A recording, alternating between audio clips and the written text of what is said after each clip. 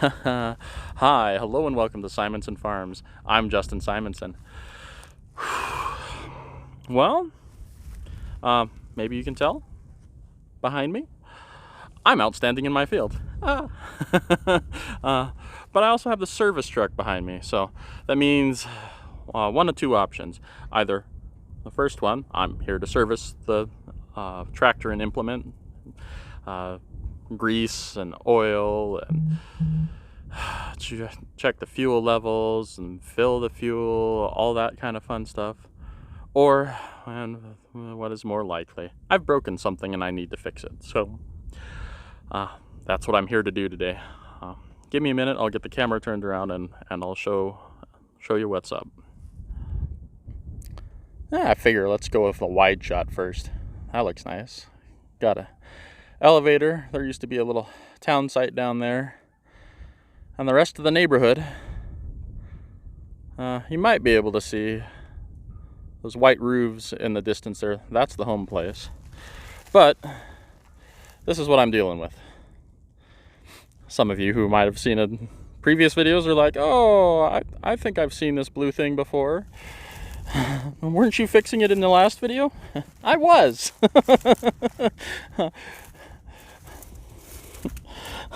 Doggone it. Oh, this is even going to be fun to fix. That's going to be great. So, I might go ahead and use my engineering speak right now. Not that I know any. Oh, and that's got a piece of straw stuck in it. Fun.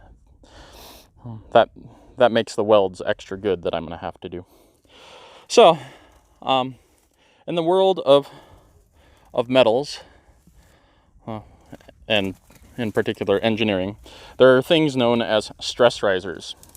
They can be caused by all sorts of things. You can have bolt holes in odd places that are under stress, like from having harrow tines pushing against them. That's one possibility of creating a stress riser. Another is having a weld in a place, and at the edges of the weld, because of the difference of the metals, the weld bead is always just enough different from the parent material that the bond isn't the same as if it were all one piece of metal.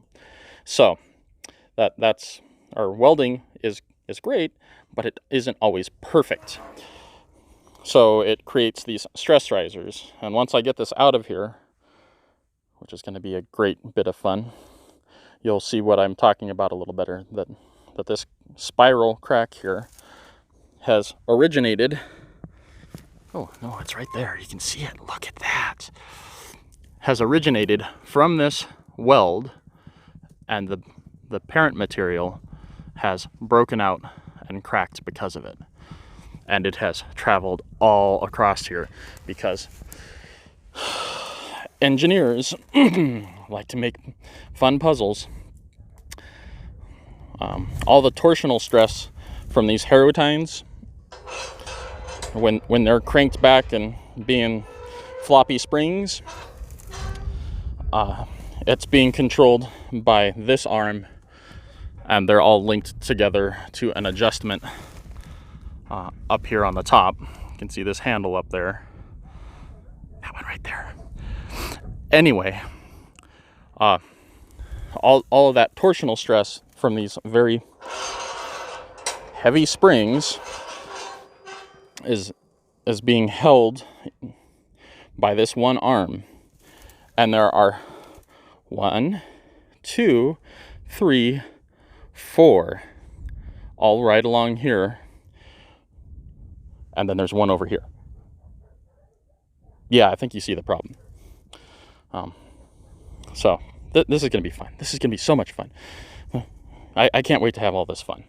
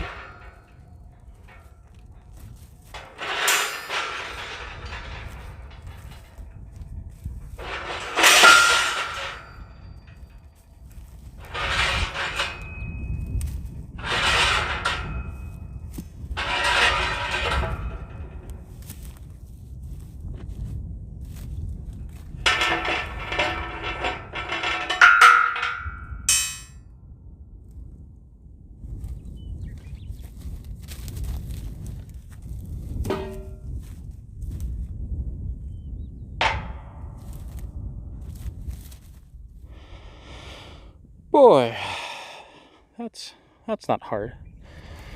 As you can see, this bar, it just kind of slides out the hole there. I mean, it's kind of a pain in the butt that it only goes the one way, and this is the one that isn't free to its side. So had to use the finger smasher jack, high lift jack, to push this section back so we could get, yeah, let's do it like that, so we can get a clear shot through. Woo! But as you can see, it's a full-length piece of pipe. These holes are kind of dimpled for reasons that I don't understand. But oh boy, look at that. Yeah, I had thought about running this until I was done. I've only got like 90 acres left, which I can do in just a few hours. But I don't think this was going to hold out that long. So, good decision, me. I could fix this here with the truck, but we're going to take this back to the shop because the shop is only a few miles away. And because this is actually a really complicated repair. We have to kind of push some things back into shape. I think you can kind of see there's a little bit of a wow here because of this. I mean, there's a gap here, and originally there wasn't, so that space had to go into somewhere. If I go down here to the other end and look down it, it might not be. Oh no, it's kind of obvious. Ugh. It's a little crooked, and it won't work real good. I have no idea what one of these costs, but as I can show you with the one right above it here,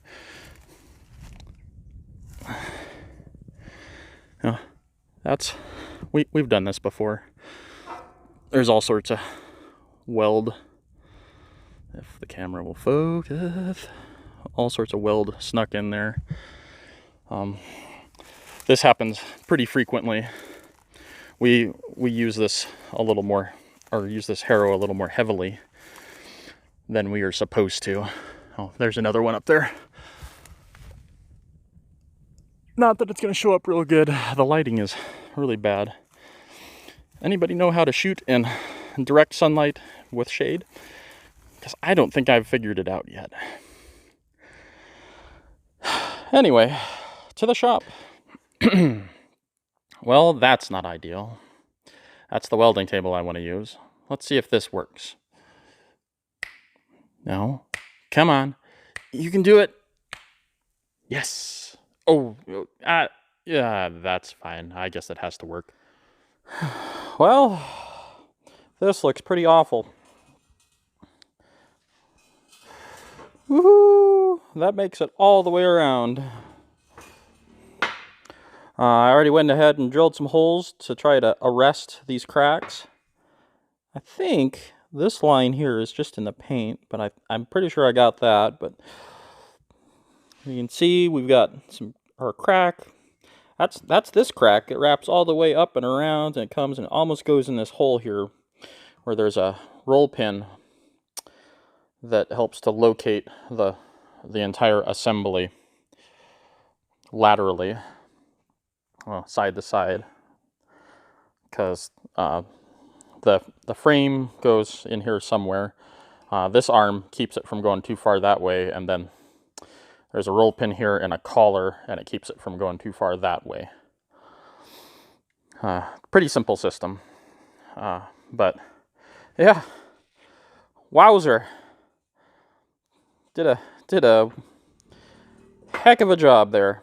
So I'm gonna get the paint and the rust cleaned up off of this, and maybe even groove out some of these cracks a little bit so I can start thinking about welding them up. And this is going to be quite the little challenge. There's not a lot of metal holding here, and this is a pretty fantastic gap, and we have to close that up, which means we have to kind of rotate one end while providing some sort of counter force to the other. So I might use the vise there, or put some pry bars in the hole, something. Actually, it'd be these holes, since they're a little bit beefier. Those are the retention, or holes for the retention bolts for the harrow tines. So that'll hold a little better. But yeah, oh, what fun. All right, shiny metal is the easiest metal to capture on video. That looks a lot better. Well, sort of, but we're working on it. Got a little bit of a groove there to put a weld bead in. I don't know if it's necessary. Well, I do too know that it's necessary. Like I said before, that frame has to sit there, so I can't exceed by very much the original diameter of the tube, so I can't have a real tall weld here. So this is going to have to be pretty flush, and so by putting in this little bit of a groove, I can get better penetration through to the back side of the metal underneath, inside the tube, and that should let me grind down this weld cap nice and flush, so it's not in the way of getting this installed. This really is a bugger of a repair. I've got my bar and my clamp, and I'm gonna start playing with that. I think I can use or muscle the bar kind of like so, and I think we can even, no, not just yet, but some stuff will move here if I push on it. Not with me moving with the camera, but you get the idea. Push a little here, twist a little there. That gap should eventually close, and then I can weld the ever-loving out of it. So stand by. Well, I may have watched a lot of YouTube videos and read a lot of books and all manner of other things, but a welder I am not. I can stick two pieces of metal together pretty good, but yeah, the grinder is my friend. I'm pretty good with that. I'm a little bit better with a oxyacetylene torch, but stuck. Let's pretty it up now. Yep, like I said, grinders make good welders. Look at that. Can almost not tell where I welded, so that's good enough. I've got a lot of work in the field that needs to be done. Yeah, this spot here, that's actually the surfaces wouldn't quite match, so that's just a difference in the elevation of the parent material. But check this out. That looks pretty darn close to straight,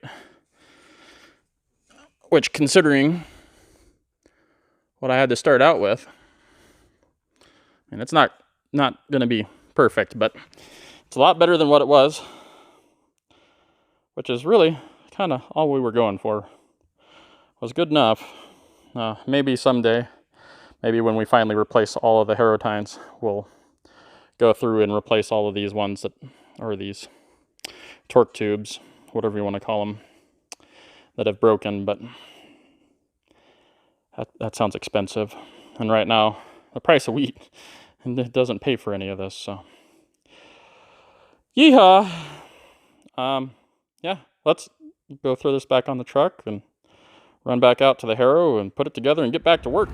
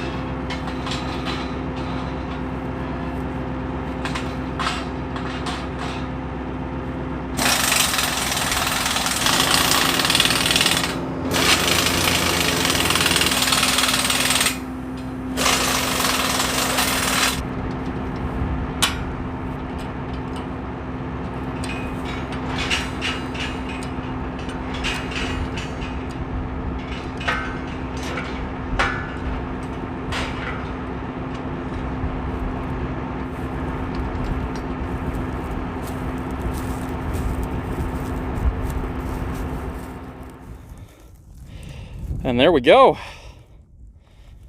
Look at that. Woo! I would have liked to have been able to paint it, but you know what? I don't think we're going to notice. Just need to take the safety stops out of the hydraulic cylinders. I can let this down, which means I have to start the tractor.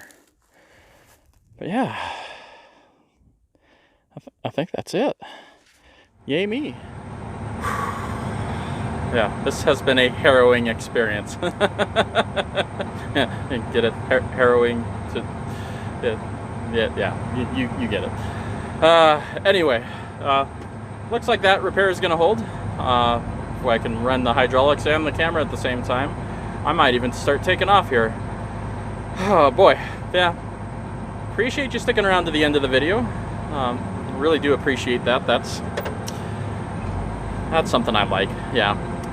And if you've had a similar experience, or if you think I did it wrong, or want to know how, or want to let me know how to do this differently, or just want to say hi, again, hi, go ahead and leave a comment down in the comment section. I really enjoy that. But as you can see, I've got to get back to work. So I'll see you next time.